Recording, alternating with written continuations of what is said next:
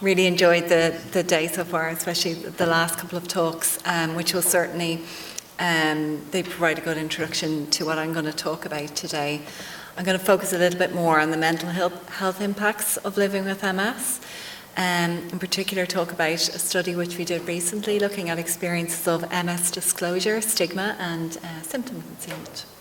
So, if we ask the question generally, what is it like to live with MS? I think the previous presentations have captured that quite nicely, but I'm also aware that many of you in this room will have direct experience of what it's like to live with MS, and also the appreciation that everybody's experience of MS is different.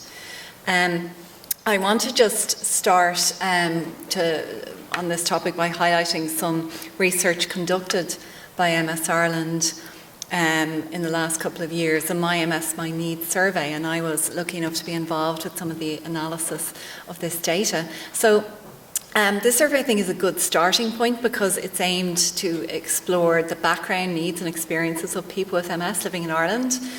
And it has quite a good sample as well. So we had over 935 people with MS living in Ireland, and quite representative in terms of the demographics of what we would know MS involves. For example, most people living with relapsing remitting MS, about a third progressive MS, and then others as well.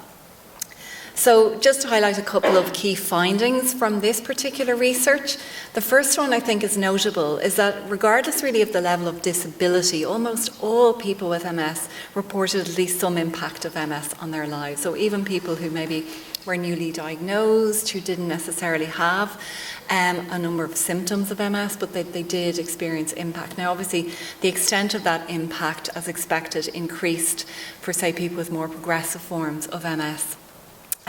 But really a diagnosis of MS impacts people in a number of ways.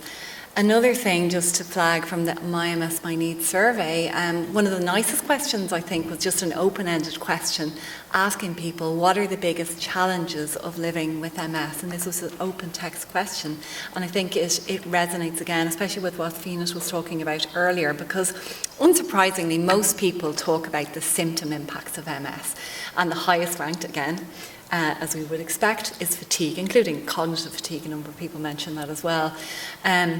Followed by difficulties with mobility, cognitive difficulties, again, following on Sinead's talk, balance, pain, bladder, and many more. I've just listed the top 6 there.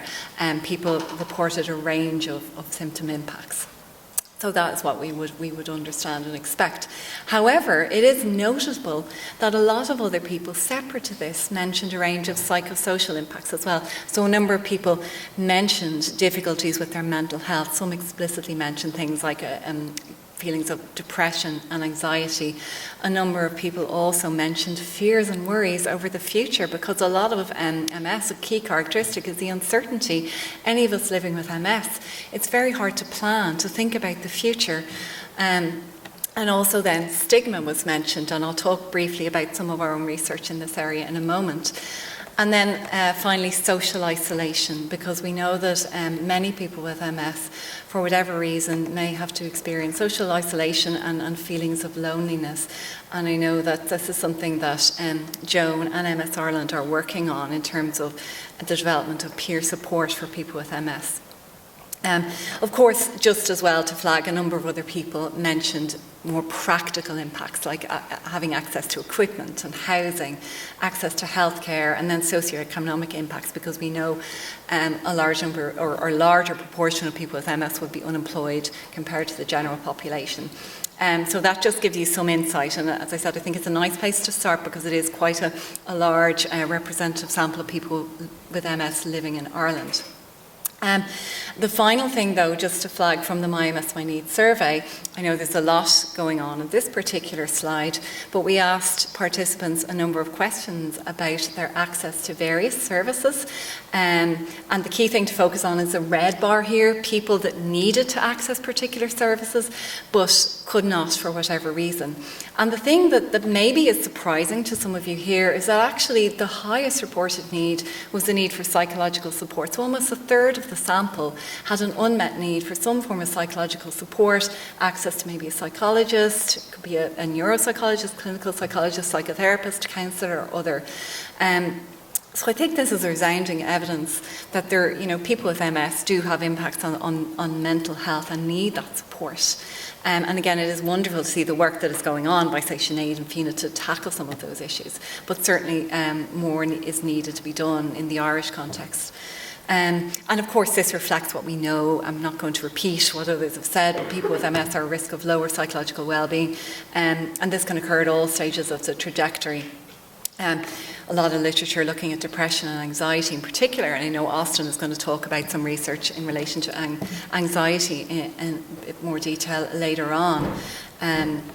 And this could be due to a variety of reasons, just this increased rate of mental health difficulties. So it could be biomedical factors. It could be the symptom burden. And I think what Fiona was saying as well was interesting, just the overlap between the different symptoms and the interconnectedness of them.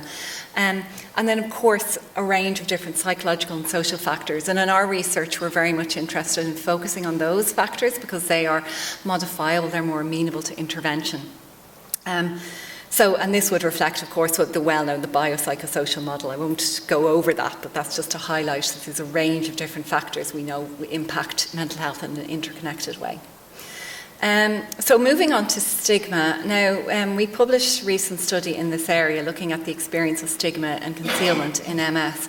And incidentally, when we're talking about AIMS or REN, the early stages of this study were supported by a fellowship to SOMIA, who was funded as an AIMS or REL fellow, and then we built upon that. There was a lot of data and information we collected in this survey, but I do want to focus on some of the key findings. And this was with a sample of almost 250 people with MS, mainly from Ireland, UK, but also a range of other countries were represented as well.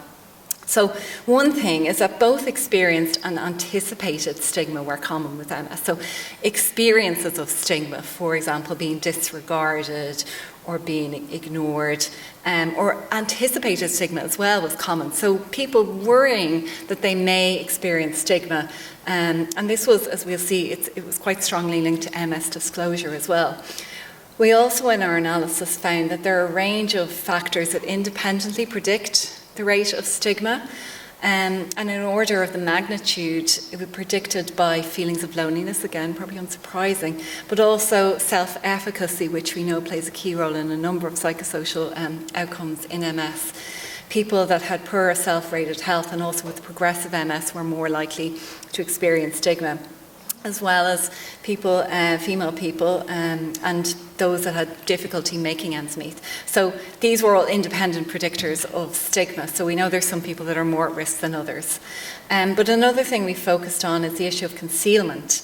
Many people choose to conceal their MS from others. And actually, I'll take a sidestep now and talk about my own personal story, which isn't, it's related to this research and perhaps forms a part of the motivation for me conducting this research. So like many of the academics here in this room, I started my academic career, got my first lecturing job, did my PhD Viva shortly after. Some people might do the Viva before getting the first job, but anyway, that's what happened for me. And then, of course, continued to progress in my career. But at the same time, almost in tandem and in parallel, I was experiencing my early symptoms. We heard about optic neuritis a lot earlier. So I had optic neuritis just a couple of months into my first job. I got my diagnosis of MS just a few weeks after, or a few weeks before I did my Viva. And then, of course, MS, of course, stable, but it is progressing. I don't know if the same rate of my career, we'll see, I don't know. But anyway, the key thing is that I kept this separate.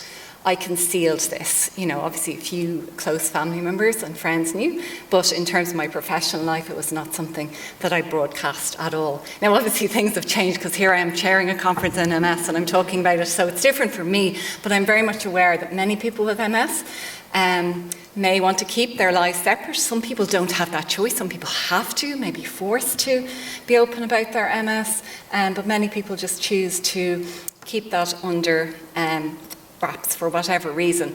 And a lot of that could be due to worries about anticipated stigma of MS. And again, that was kind of reflected in our own research. And as I said, this was motivation for this particular piece of research, but it also was guided by a PPI panel, including Sorka, who's going to be, you're going to be hearing from her later today. But another thing that we were interested in looking at this research, so away from my own experience now, but the idea of symptom openness. Because often when we think about a diagnosis of MS, it's just a diagnosis of MS. But as we've seen, there's a variety of different symptoms that people can experience in MS.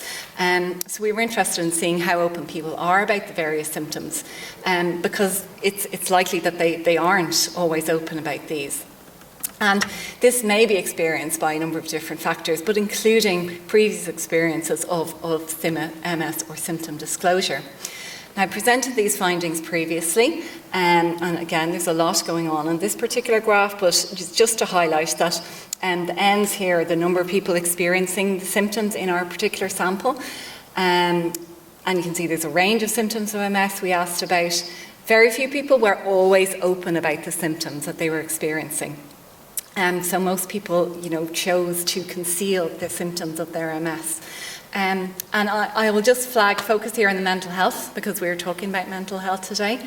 I think it's interesting that this is the fourth most common symptom that people tend to conceal in the context of MS. Following what we would probably expect, sexual functioning problems, bowel and bladder, you naturally expect people may conceal those. But the fact that mental health problems is coming up as number 4 is interesting. Cognitive problems ranked quite highly too. And also, in this sample now, this may not necessarily be a representative sample of all people with MS because of the way that the sample was recruited, but we can see almost 80% are reporting some form of mental health difficulties. So of these, 2/3 were never or seldom open about this. Now, just briefly to talk about disclosure experiences and how it may relate to this. We asked in our survey the extent to which people had experienced positive experiences of MS disclosure and negative experiences. We also gave them the opportunity to provide examples of what that entailed. So we found that 57% had positive disclosure experiences, and the things that were reported when we did thematic analysis were themes of empathy, support and inclusivity. But then 50% of the sample reported negative disclosure experiences. And you might be looking at, these don't add up to 100, but obviously the idea is that sometimes people report both. Or many actually people with MS report both experiences. So, for example, people disengaging, becoming more distant, this feeling of being pitied, but on the other hand, not necessarily being taken seriously. You look fine, your invisible symptoms comes up.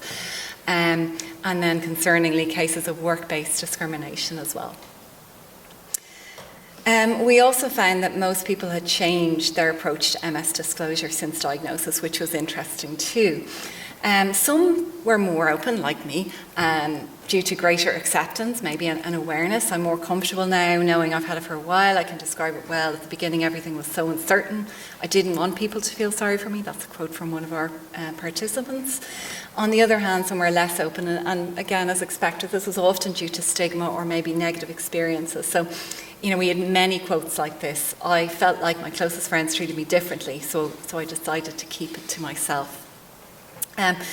We also found that disclosure experience predict overall MS and symptom concealment. In particular, we found significant associations between negative disclosure experiences and lower openness regarding mental health difficulties, fatigue, speech and swallowing, bladder and sexual functioning problems. Conversely, people who are more likely to report positive disclosure experience, this was associated with lower levels of concealment and anticipated stigma. So, just to conclude, again, echoing what others have said, MS, it's more than simply a collection of symptoms. It poses numerous challenges, and we often focus on the physical symptom challenges, but there are these psychosocial challenges, and luckily, like colleagues here and others that are talking about today, are working on ways to address that and tackle it, which is wonderful.